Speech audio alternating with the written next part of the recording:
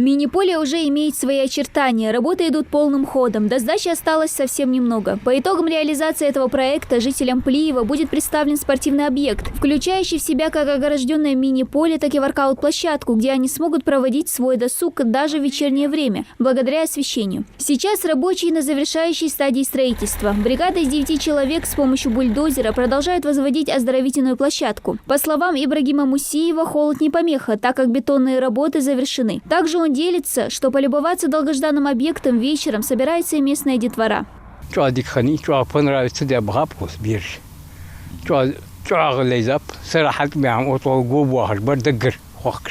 Работы были начаты еще в конце октября. За это время удалось полностью подготовить основание из грунта площадью более 1000 квадратных метров, возвести навес для укрытия от дождя, оборудовать воркаут-площадку турниками, брусьями, беговыми и силовыми тренажерами. Но основное – это мини-поле. Огородили его сеткой и покрыли искусственным газоном. Площадка для игры в футбол имеет длину в 40 метров и ширину в 20. Такой важный социальный объект строили, учитывая все нюансы. Но это еще не все, что предстоит доделать группе рабочих. В принципе, если так по периметру посмотреть, видно, что бетон нужно. Мы его будем покрывать специальной резиновой плиткой.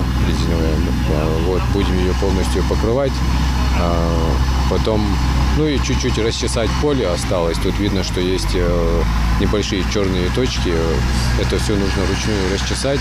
Основание воркаут-площадки будет залито уплотненной резиной. Это избавит детей от травм. Это первая площадка в селе, так что молодежи будет много. Рядом детский сад и вдобавок строят ясельную группу и школу. Предусмотрит между соцобъектами асфальтное покрытие и тротуарную дорожку. А в начале Нового года приступит к возведению еще одной спортплощадки. Мы попросили, чтобы нам построить две площадки.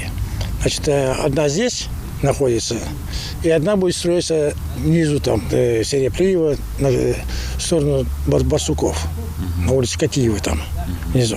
Ну, сейчас там идут подготовленные работы, вроде бы. Завезены там сетки, завезена там, значит, мы выгружали там сетку для того, чтобы огородить эту площадку там.